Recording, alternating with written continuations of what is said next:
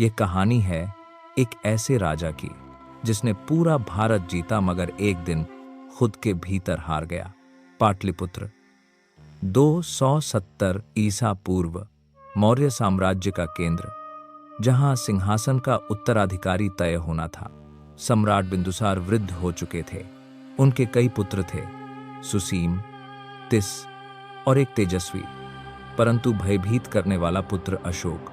महल की गलियों में लोग फुसफुसाते, अशोक की आंखों में आग है, वो दया नहीं जानता। परंतु बिंदुसार को अपने बड़े पुत्र सुसीम से लगाव था।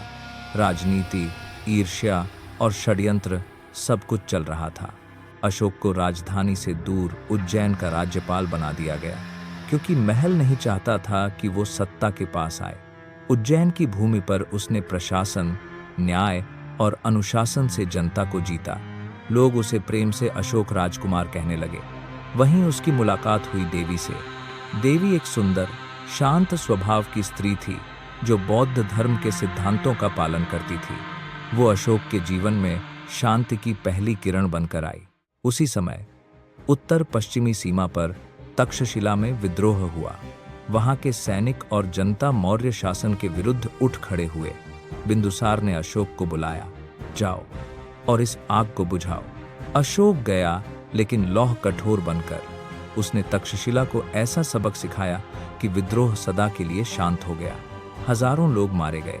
महल ने राहत की सांस ली, पर जनता ने कहा वो आया था और मृत्यु अपने साथ लाया।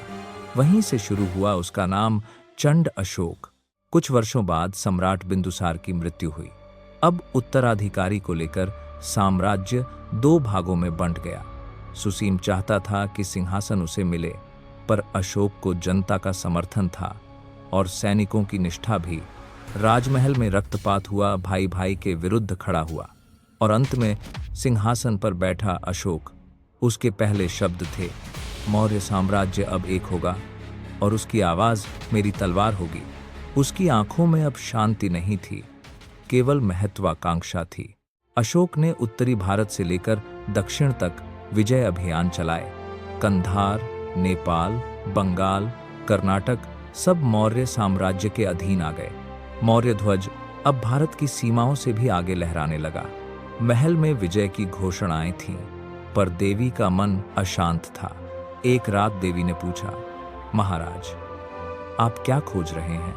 अशोक मुस्कुराया, इतिहास। पर इतिहास में जो लिखा जाने वाला था वो रक्त से लिखा गया। पूर्व में एक राज्य था कलिंग, जो मौर्य साम्राज्य के अधीन नहीं था। छोटा था, पर अपने स्वतंत्रता के लिए प्रसिद्ध। अशोक ने दूत भेजे, स्वतंत्र रहकर तुम साम्राज्य का अपमान कर रहे हो, समर्पण करो। कलिंग के राजा ने उत्तर भेजा, स्वतंत्रता सोने से बड़ी होती है। बस वही वाक्य अशोक के भीतर की आग को भड़काने के लिए पर्याप्त था। उसने घोषणा की, कलिंग को झुकना होगा या मिट जाना होगा। देवी रो पड़ी। हर युद्ध किसी मां की गोद सुनी करता है। पर अशोक ने कहा, देवी, इतिहास दया नहीं पूछता। नदी के किनारे युद्धभूमि तैयार थी।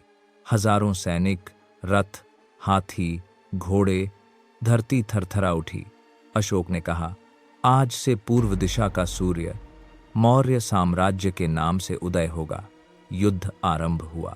तीरों की वर्षा, रथों की टकराहट, हाथियों की गर्जना और मानवता उस युद्ध भूमि पर दम तोड़ रही थी। कलिंग के सैनिक वीरता से लड़े, पर मौर्य सेना के सामने टिक न सके। संध्या होते होते कलिंग का ध्वज गिर चुका था। अशोक ने विजय प्राप्त की, पर विजय का जश्न मनाने वाला कोई नहीं था।